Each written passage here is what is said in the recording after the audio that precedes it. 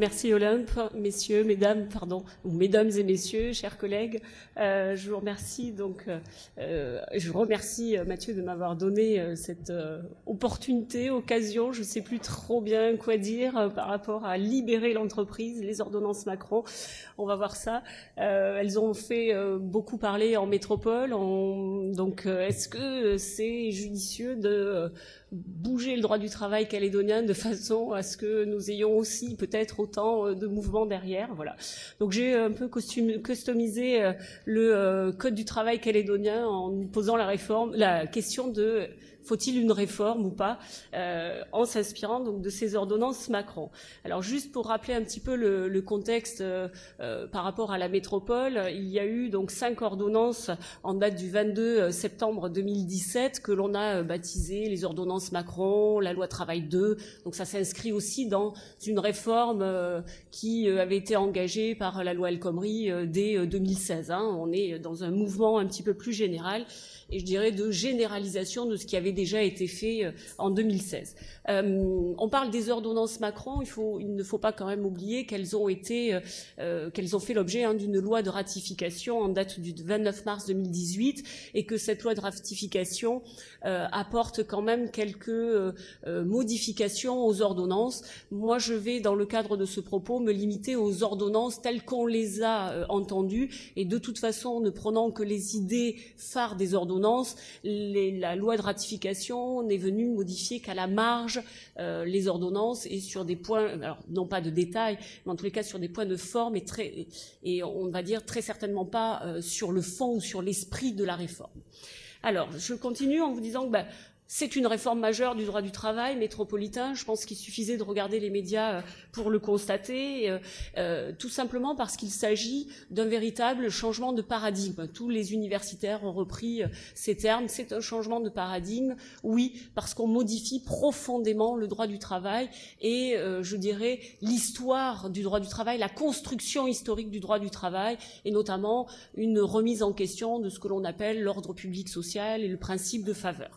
On reviendra un petit peu plus tard là-dessus. Alors pourquoi changer de paradigme? Eh bien parce qu'on s'est rendu compte que le système, et ça je pense que c'était partagé par l'ensemble de la population métropolitaine, le système existant était inefficace. Alors il manquait d'effectivité. Effectivement, les règles du droit du travail se sont particulièrement complexifiées ces dernières années. Quand je dis ces dernières années, on pourrait peut-être même dire ces dernières décennies. Et c'est devenu un droit de spécialistes où les entreprises ont du mal, en toute bonne foi, à appliquer dans son intégralité le Code du travail. Le deuxième constat, c'est celui d'un manque d'efficacité économique, et donc qui nous intéresse aussi aujourd'hui au vu du thème de cette matinée et de cette journée.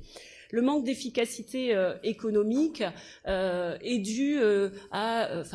dû à une rigidité des règles du droit du travail, à des contraintes imposées aux entreprises et aux employeurs. Et dans ce sens-là, ce qui était souhaité, c'est un assouplissement, une plus grande flexibilité des règles instaurées par le Code du travail. Alors, quel a été l'objectif de la réforme? Eh bien, c'était, et je reprends les termes des projets d'ordonnance, c'était de rénover un modèle de droit du travail en crise, inadapté aux évolutions de notre société.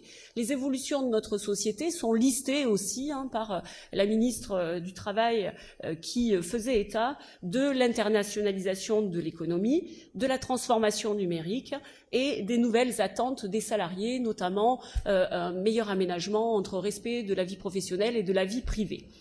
Est-ce que nous faisons déjà la première question, peut-être pour savoir s'il est nécessaire de reprendre les ordonnances Macron en Nouvelle-Calédonie, est-ce que nous faisons le même constat et est-ce que nous avons le même objectif en Nouvelle-Calédonie pour savoir s'il peut être judicieux, opportun de reprendre à notre compte ces ordonnances?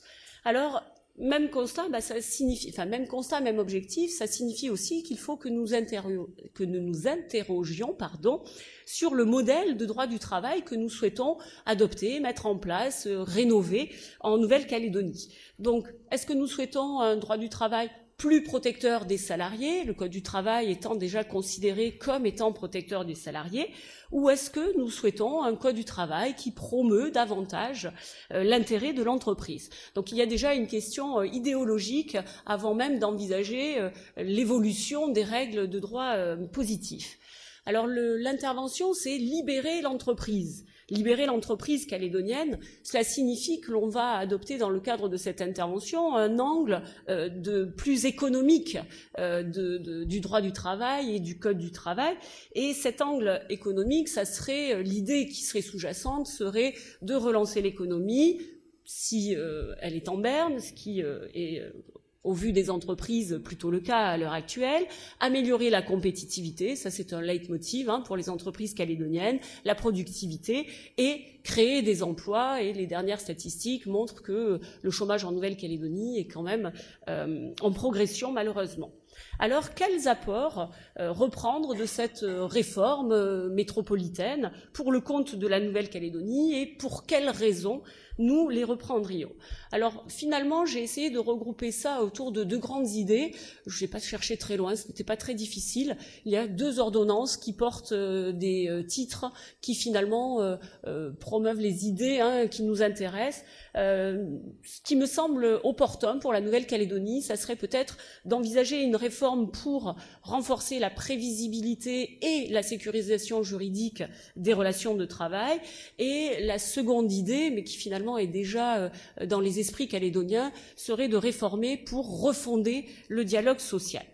Si je commence donc par renforcer la sécurité juridique et la prévisibilité dans les relations de travail et surtout, on va voir, dans les contentieux du travail, les mesures de l'ordonnance Macron qui pourraient être opportunes de reprendre en Nouvelle-Calédonie concerneraient des mesures qui sont destinées tout d'abord à réduire le nombre de contentieux en matière de droit du travail et des mesures qui sont liées toujours au contentieux, mais destinées à réduire les effets et les risques liés au contentieux, toujours judiciaire, du droit du travail.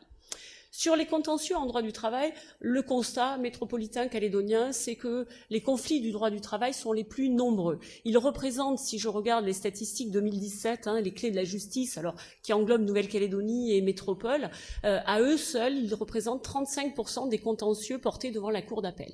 Donc c'est effectivement, et ça a toujours été considéré comme le contentieux le plus important. L'objet de ces contentieux, si on rentre un petit peu plus dans le détail, c'est de sanctionner très souvent des vices de fond. On a énormément de contentieux engagés par des salariés pour reconnaître un licenciement sans cause réelle et sérieuse. Mais on a aussi beaucoup de contentieux qui sont liés à des vices de forme, à des irrégularités de procédure de la part des employeurs. Alors, comme je vous l'ai dit tout à l'heure, c'est lié aussi à la complexification de cette branche du droit qui est devenue une branche de spécialistes. L'inexistence de services de ressources humaines dans les entreprises lorsqu'elles sont de petite taille, et la Nouvelle-Calédonie comprend beaucoup d'entreprises de petite et moyenne taille. Et puis, la sous-traitance des questions juridiques peut s'avérer onéreuse auprès de conseillers juridiques ou d'avocats. Donc, ça a un réel coût pour l'entreprise, ce qui amène les employeurs parfois à agir sans être entourés, sans être conseillés. Les mesures prévues par la réforme Macron agissent sur deux plans.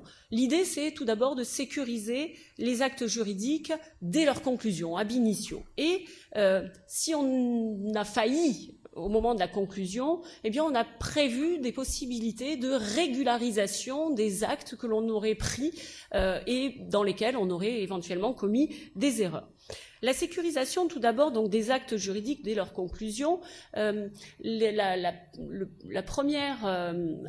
premier dispositif mis en place par l'ordonnance Macron, par une des ordonnances Macron, c'est de mettre en place des modèles types de lettres de licenciement, mais des modèles réglementaires. Et la Nouvelle-Calédonie a effectivement des modèles types sur le site de la Direction du Travail et de l'Emploi, il y en a énormément d'ailleurs, mais ces modèles types n'ont pas de valeur réglementaire. Et lorsqu'on ouvre un document, un modèle de la Direction du Travail, qui sont très utiles au demeurant, la première chose qui est écrite, qui est mentionnée en rouge et en gras, c'est que ce modèle n'est pas réglementaire et qu'il n'a qu'une valeur informative. Donc forcément, les employeurs doivent adapter ces modèles et ne peuvent s'en servir, on va dire, tels quels. Cette absence de caractère réglementaire ne permet pas non plus de rappeler les droits et les obligations. Or, les ordonnances Macron prévoient, et les modèles ont déjà été adoptés, que dans le modèle de lettre de licenciement, par exemple, on rappelle les droits et les obligations de chacune des parties, ce qui évite à la fois des erreurs de forme, mais aussi des erreurs de fond pour les employeurs. Deuxième mesure prévue par les ordonnances Macron et qui n'est pas encore totalement effective, c'est en cours de construction, ça entrera en vigueur réellement en 2020, c'est la mise en place d'un code du travail numérique. Alors nous aussi, on a un code du travail numérique en Nouvelle-Calédonie, il suffit d'aller sur le site de la direction du travail ou sur Juridoc, nous les avons, il n'y a pas de souci. Ça va bien au-delà, puisque c'est aussi mettre en place des fiches thématiques, mais ça aussi on l'a en Nouvelle-Calédonie, donc rien de nouveau. La nouveauté proposée par les ordonnances Macron, c'est de mettre en place des véritables consultations juridiques online, c'est-à-dire de contextualiser les réponses apportées aux parties, et tant les employeurs que les salariés peuvent saisir online, donc des spécialistes, des juristes de droit du travail, pour obtenir une réponse contextualisée à leurs problématiques et aux difficultés juridiques qu'ils peuvent rencontrer. Ça serait peut-être quelque chose d'intéressant à mettre en place au niveau de la Nouvelle-Calédonie, mais bien évidemment, là, je occulte toute la partie financière et les conséquences que cela pourrait avoir en termes de budget. Les deuxièmes types de mesures prévues par l'ordonnance Macron qui pourraient être judicieux de reprendre en Nouvelle-Calédonie, ce sont donc toutes les possibilités de régularisation des actes juridiques a posteriori. Donc on régularise des erreurs que l'on a commises, très souvent de bonne foi, et l'ordonnance Macron précise, pas de cette façon-là, mais en tous les cas en disant si c'est fait de mauvaise foi, là l'entreprise doit assumer bien évidemment. C'est le droit, par exemple, de compléter la lettre de licenciement que l'on envoie aux salariés. Donc, on peut toujours motiver davantage notre lettre de licenciement dans des délais, bien évidemment, ce qui évite d'avoir une condamnation pour licenciement sans cause réelle et sérieuse et un effet automatique d'une condamnation financière lourde qui était, avant la réforme Macron aussi, d'au moins 6 mois de salaire, ce que nous connaissons aussi en Nouvelle-Calédonie. Donc il y avait un caractère automatique. Si j'ai pas suffisamment expliqué les motifs de licenciement, le licenciement est nécessairement dépourvu de cause réelle et sérieuse. Donc là, ça permet à l'employeur d'avoir un laps de temps pour régulariser éventuellement une erreur de forme qui en plus est sanctionnée comme une violation des règles de fond. L'objectif donc est de réduire les actions judiciaires qui sont, je dirais, d'opportunité, c'est-à-dire le salarié est mécontent de son licenciement, il va voir un avocat, l'avocat lui dit « Ah, l'employeur a mal motivé sa lettre de licenciement, vous pouvez y aller, on va gagner. Vous avez 9 chances sur 10 de gagner, sauf aléa judiciaire. » Donc là, pour le coup, ça permet d'éviter finalement d'obtenir des dommages et intérêts, alors même que le préjudice n'est pas réel et que le licenciement en lui, le licenciement en soi était justifié. C'est la même chose pour la requalification des contrats à durée déterminée. Il suffisait qu'il manque une mention ou que l'on n'ait pas fait une formalité dans les délais pour que automatiquement le contrat à durée déterminée, le CDD, soit requalifié en CDI. L'ordonnance Macron prévoit par exemple que le fait de ne pas remettre le CDD dans les 2 jours aux salariés n'entraîne pas une requalification automatique du contrat de travail en CDI.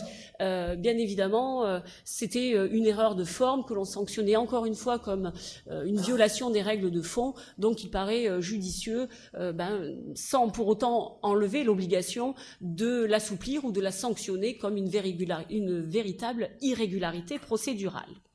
Voilà sur ces différentes mesures. Les mesures donc qui tendent ce coup-ci à réduire les risques qui sont liés au contentieux du travail. Les entreprises reprochent très souvent, et c'est un constat aussi des juristes et des universitaires, un manque de prévisibilité du montant des condamnations. Quand le licenciement est sans cause réelle et sérieuse, c'est au moins 6 mois de salaire si le salarié a au moins 2 ans d'ancienneté. Bon, il y a une condition d'effectif ajoutée en Nouvelle-Calédonie. Donc on a des condamnations relativement lourdes, et même si la cour d'appel de Nouméa était peut-être moins généreuse que les cours d'appel métropolitaines, cela n'empêche que l'on pouvait avoir des dommages et intérêts qui allaient à plusieurs mois, voire plusieurs années de salaire. Donc là aussi, la prévisibilité, parce qu'il y a un coût financier à assumer par les entreprises, peut s'avérer opportune d'être reprise en Nouvelle-Calédonie. Nouvelle-Calédonie. Alors, les deux exemples que j'ai cités sur la lettre de licenciement ou le CDD peuvent être reprises à cet égard, puisque désormais, on a une indemnité de 1 mois de salaire, parce que c'est considéré comme un vice de procédure et pas un vice de fond. Donc, vous voyez qu'on a réduit, et puis on a assuré une prévisibilité, et on sait qu'est-ce qu'on a en cours. La réforme, donc je vous ai voilà, la réforme, elle ajoute des délais de prescription abrégés, ce qui permet aux entreprises de savoir pendant combien de temps le salarié va pouvoir agir en contestation, notamment de son licenciement. Délai abrégé à 1 an ou 2 ans selon les cas. On a aussi, par l'ordonnance Macron, plafonné donc ces indemnités de licenciement, ce qui permet à l'employeur de savoir, en fonction de l'ancienneté du salarié dans l'entreprise, le risque financier qu'il encourt en cas de licenciement sans cause réelle et sérieuse.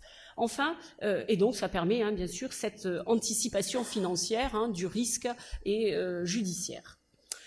Deuxième partie, c'est de savoir, une fois qu'on a vu qu'est-ce qui pourrait être opportun de reprendre sur le plan de la Nouvelle-Calédonie en matière donc finalement de vice de forme pour réduire le nombre de contentieux du travail et notamment les contentieux opportunistes.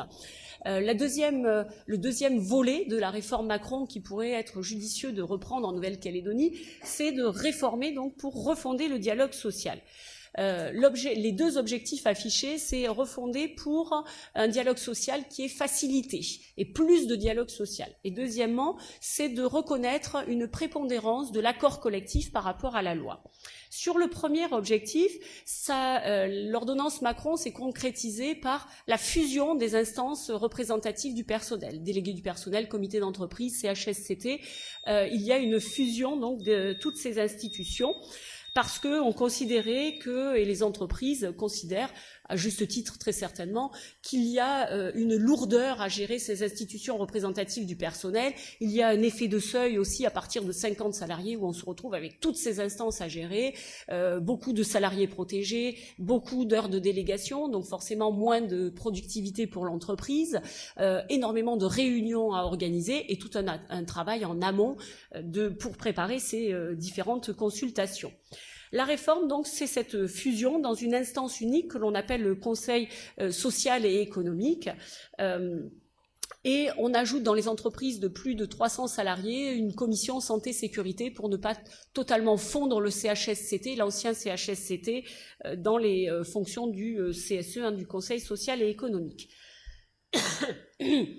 On peut même faire de cette instance une instance de négociation et intégrer les délégués syndicaux dans cette instance.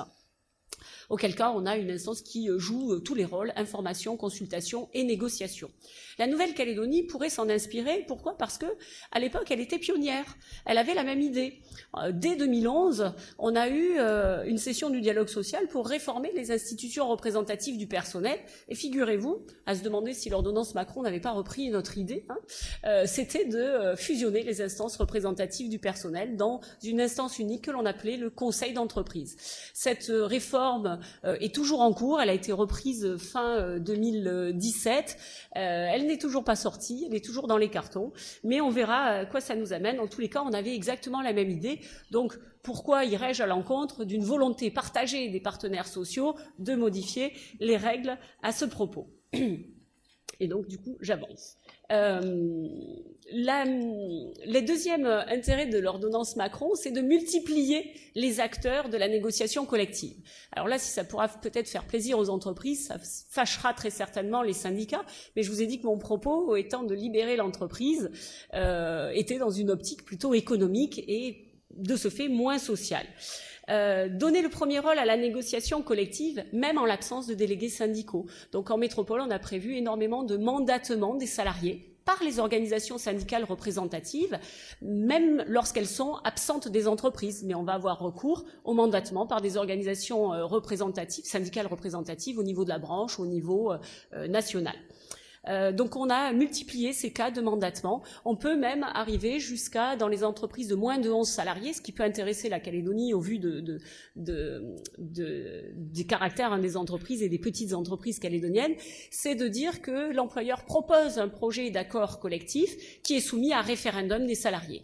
Et là, effectivement, c'est une véritable atteinte au monopole syndical et de négociation et de conclusion des accords collectifs. Bien évidemment que le consensus pourra être difficile à obtenir sur ce plan.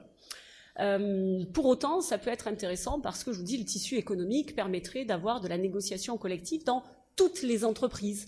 Et c'est peut-être ce qui fait défaut dans nos petites entreprises calédoniennes. Et j'ai presque fini, il me faudra 1 minute supplémentaire. C'est d'accorder une suprématie à l'accord collectif sur le contrat de travail individuel. À l'heure actuelle, le contrat de travail oppose une résistance à l'accord collectif. À partir du moment où l'accord collectif modifie la rémunération, la durée du travail, il faut obtenir l'accord du salarié pour pouvoir le lui imposer. Enfin, on ne peut pas le lui imposer, mais en tout cas pour pouvoir le lui appliquer. L'ordonnance Macron revient là-dessus à chaque fois que l'on veut préserver l'emploi ou favoriser l'économie, développer l'emploi. C'est toujours le terme emploi qui est le critère principal. Et dans ce cas-là, même si le salarié peut s'y opposer, l'employeur obtient un droit de licencier le salarié. Ce licenciement n'est pas économique, ce qui lui évite une procédure de licenciement économique très lourde, et il est par ailleurs justifié. Il a toujours une cause réelle et sérieuse. Fin des contentieux, puisque le législateur dit qu'il a toujours une cause réelle et sérieuse. Donc c'est une disposition qui pourrait être intéressante pour les entreprises calédoniennes. Ce dispositif ne choquerait pas les pays anglo-saxons qui font l'intérêt collectif est toujours supérieur à l'intérêt individuel, y compris lorsque le contrat de travail est plus favorable. Il s'efface devant l'accord collectif. C'est plutôt dans un système classique de droit français que l'on oppose une résistance contractuelle. C'est notre droit commun des contrats qui veut ça. Sur la place hégémonique, les lois en droit du travail métropolitain sont désormais devenues pour la plupart supplétives, c'est-à-dire que l'on donne la priorité à la négociation collective dans le but de finalement de contextualiser davantage le droit du travail dans l'entreprise, répondre aux besoins précis de l'entreprise, et la loi n'intervient, alors elle pose un cadre qui est d'ordre public et impératif, mais la loi n'intervient qu'à défaut d'accord d'entreprise, et l'accord d'entreprise passe aussi devant l'accord de branche. Il y a des problèmes aussi de concurrence et d'égalité de concurrence entre les entreprises, et ce dispositif peut poser des difficultés lorsqu'on n'a pas de négociation au niveau de l'entreprise. Et j'en ai fini. C'est de vous dire que si effectivement on a un intérêt de reprendre certaines dispositions de la réforme métropolitaine, parce que sur les 5 ordonnances, finalement, je ne vous en ai traité que de 2 et partiellement, il faut absolument continuer à développer la culture de la négociation collective en Nouvelle-Calédonie. Et la Nouvelle-Calédonie a déjà énormément progressé depuis quelques décennies à ce propos. Ça veut dire aussi qu'il faut continuer à former nos partenaires sociaux à la négociation. On ne peut négocier qu'avec des gens qui ont l'habitude de négocier et qui sont formés pour ça. Il y a des véritables techniques de négociation. Donc il faut poursuivre ce mouvement qui est déjà mis en place par le gouvernement de la Nouvelle-Calédonie. Alors libérer l'entreprise, oui, sur le plan de la sécurité juridique, sur la refonte du dialogue social, pourquoi pas, mais l'idée n'est pas de changer les dispositions du Code du travail. Et vous l'avez vu, finalement, on conserve les dispositions du Code du travail. La seule chose, c'est que l'on va changer de paradigme, on va donner la prévalence à la négociation collective par rapport aux dispositions du Code du travail. Ceci n'est possible que s'il y a un engagement et une volonté de l'ensemble des partenaires sociaux en ce sens. Quand je dis ensemble, c'est à la fois les employeurs et les organisations syndicales de salariés, mais c'est à condition de conserver un dialogue social qui est équilibré et qui est gagnant-gagnant, sinon les 2 parties n'iront pas dans ce type de réforme, et à défaut, on n'aura pas de résultats tangibles pour les entreprises. Et je lisais pas plus tard que la semaine dernière un article du Monde qui expliquait que pour l'instant, oui, on a donné beaucoup de pouvoir à la négociation collective dans l'entreprise, mais que les entreprises ne s'en sont pas encore réellement saisies. Donc cette mesure ne pourra, les effets de cette mesure ne pourront se voir qu'à plus ou moins long terme, et voir l'efficacité de cette réforme auprès des entreprises. Donc sur ce plan-là, oui, si, j'ai envie de dire, c'est à la mode dans nos réformes universitaires en ce moment. Je vous remercie de votre attention.